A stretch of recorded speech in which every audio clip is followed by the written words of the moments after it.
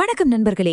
இன்னைக்கு நாம ஜிஎஸ்டில இருக்கிற ஒரு முக்கியமான கட்டுப்பாடான ரூல் 86B பத்தி தான் பார்க்க போறோம். இது இன்புட் டாக்ஸ் கிரெடிட்டை பயன்படுத்துறது சம்பந்தப்பட்டது. ஆனா அதை விட முக்கியமா யாருக்கெல்லாம் இதுல இருந்து விலக்கு இருக்கு, யார் இதை பத்தி கவலைப்படவே தேவையில்லைன்னு தான் டீட்டெயிலா தெரிஞ்சுக்க போறோம். உங்க மனசுல ஒரு கேள்வி ஓடிட்டே இருக்கும் இல்லையா? என்னோட ஐடிசிய நான் முழுசா பயன்படுத்த முடியுமா முடியாதா? இதுக்கு ஏதாவது புதுசா லிமிட் வச்சிருக்காங்களா? வாங்க, இதுக்கான பதில தான் இப்போ தெளிவா பார்க்க போறோம். சோ இன்னைக்கு நம்ம என்னென்ன பார்க்க போறோம்னா, முதல்ல ரூல் 86Bனா என்னன்னு சிம்பிளா புரிஞ்சுக்கலாம்.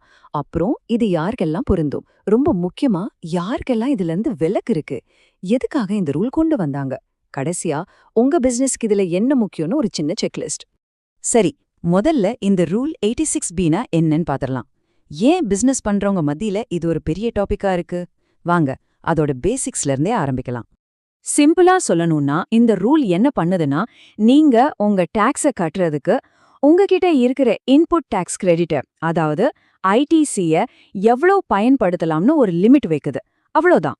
இந்த ரூல் படி உங்க மொத்த டாக்ஸ்ல அதிகபட்சமா 99% மட்டும்தான் நீங்க ஐடிசி வச்சு கட்ட முடியும். அதாவது உங்ககிட்ட எவ்வளவுதான் கிரெடிட் இருந்தாலும் அது வச்சு மொத்த டாக்ஸையும் 0 ஆக்கிட முடியாது. அப்போ இதுல முக்கிய புள்ளி என்னன்னா, உங்க மொத்த டாக்ஸ்ல மினிமம் 1% நீங்க பணமா, அதாவது உங்க எலக்ட்ரானிக் கேஷ் லெட்ஜர்ல இருந்து தான் கட்டியாகணும். இதுதான் இந்த ரூலோட முக்கியமான கண்டிஷன். இது எப்படி வேலை செய்யுதுன்னு ஒரு சிம்பிள் உதாரணம் பார்த்தா நல்லா புரியும். இப்போ நீங்க கட்ட வேண்டிய ஜிஎஸ்டி 1,00,000 ரூபாய்னு வச்சுக்கோங்க. உங்ககிட்ட ஐடிசி எவ்வளவு இருந்தாலும் சரி, அதுல 99,000 ரூபாய் வரைக்கும் தான் ஐடிசில இருந்து கட்ட முடியும். பாக்கி இருக்கிற அந்த 1,000 ரூபாய கண்டிப்பா பணமா தான் கட்டியாகணும். சரி, இப்போ ரொம்ப முக்கியமான கேள்விக்கு வருவோம். இந்த ரூல் எல்லாருக்குமே பொருந்துமா, இல்ல இது யாருக்கு மட்டும்? வாங்க பார்க்கலாம். இந்த ரூல் யாருக்கு அப்ளை ஆகும்னா, உங்க மாசத்தோட டாக்ஸபிள் சப்ளை, அதாவது விற்றுமதி 50 லட்சம் ரூபாய்க்கு மேல போனா மட்டும்தான் நீங்க இந்த ரூலை பத்தி யோசிக்கணும். நல்ல ஞாபகம் வச்சுக்கோங்க, மாசத்துக்கு 50 லட்சத்துக்கு மேல. அதுக்கு கம்மியா இருந்தா நீங்க இத பத்தி கவலைப்படவே வேண்டாம். சரி, இப்போ நம்மளோட இந்த விளக்கத்தோட ரொம்ப ரொம்ப முக்கியமான பார்ட்டுக்கு வந்திருக்கோம்.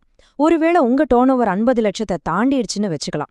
அப்பவும் கூட நீங்க இந்த ரூல்ல இருந்து தப்பிக்க சில வழிகள் இருக்கு. ஆமாங்க, உங்க மாச டர்ன்ஓவர் 50 லட்சத்தை தாண்டினாலும் கூட சில குறிப்பிட்ட கேட்டகரியில வர்றவங்களுக்கு இதுல இருந்து முழு விலக்கு கொடுத்திருக்காங்க. அது என்னென்னு இப்ப பார்க்கலாம் வாங்க.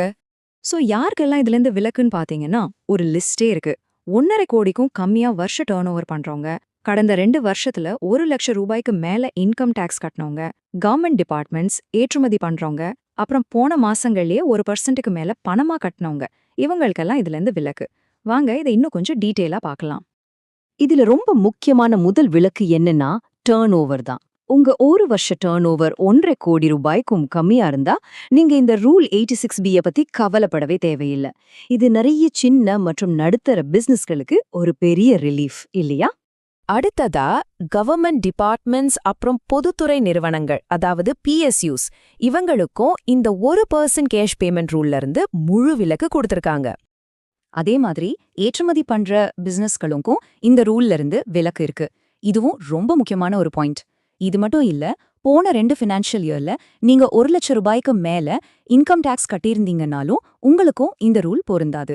சரி, இப்போ உங்களுக்கு ஒரு கேள்வி வரலாம். எதுக்காக இப்படி ஒரு ரூல் கொண்டு வரணும்? கவர்மெண்டோட நோக்கம் என்ன? வாங்க, அதுக்கு பின்னால இருக்கிற காரணத்தை பார்க்கலாம். இதுக்கு முக்கிய காரணம் என்னன்னா, போலி இன்வாய்ஸ் வச்சு ஐடிசில நடக்கிற மோசடிகளை தடுக்கிறது தான். நிறைய பேர் வெறும் பில் மட்டும் போட்டு டாக்ஸே கட்டாம கிரெடிட் எடுத்துடுறாங்க. அதை தடுக்கவும், பெரிய பிசினஸ் பண்றவங்க மினிமமாவது கேஷ்ல டாக்ஸ் கட்டணும்னு உறுதிப்படுத்தவும் தான் இந்த ரூல். சரி, இதெல்லாம் ஓகே. ஒரு பிசினஸ் ஓனரா இல்ல அக்கவுண்டன்டா நீங்க என்ன விஷயங்களை கவனத்துல வச்சுக்கணும், ஒரு குவிக் செக்லிஸ்ட் மாதிரி பாத்திரலாம். நீங்க மாசம் மாசம் ஜிஎஸ்டி ஃபைல் பண்ணும்போது இதெல்லாம் செக் பண்ணிக்கோங்க. 1, இந்த மாசம் உங்களுக்கு ரூல் 86B பொருந்துமான்னு உங்க டர்ன் ஓவர் வச்சு பாருங்க. 2, உங்க ஐடிசி பேலன்ஸ் கரெக்டா இருக்கான்னு உறுதிப்படுத்திக்கோங்க. 3, நீங்க கேஷ்ல கட்ட வேண்டிய அமௌண்ட் கால்குலேஷனை ஒரு தடவைக்கு 2 தடவை செக் பண்ணிடுங்க. ஒருவேளை இதை கவனிக்காம விட்டுட்டா என்ன ஆகும்? விளைவுகள் கொஞ்சம் சீரியஸா இருக்கும். டிபார்ட்மெண்ட்ல இருந்து ஜிஎஸ்டி நோட்டீஸ் வரும். நீங்க கட்ட தவறின தொகைக்கு வட்டி கட்ட வேண்டியிருக்கும். சில சமயம் பெரிய ஃபைன் கூட போட வாய்ப்பு இருக்கு. சோ ரொம்ப கேர்ஃபுல்லா இருக்கணும். சரி, கடைசியா உங்களுக்கு ஒரு முக்கியமான கேள்வி. நீங்க உங்க பிசினஸோட ஜிஎஸ்டி ப்ரொஃபைல செக் பண்ணி உங்களுக்கு இந்த ரூல் 86B ல இருந்து விலக்கு இருக்கா இல்லையான்னு உறுதிப்படுத்திட்டீங்களா? இல்லைன்னா உடனே செக் பண்ணிடுங்க. நீங்க சேஃப் சோன்ல இருக்கீங்களான்னு தெரிஞ்சுக்கோங்க.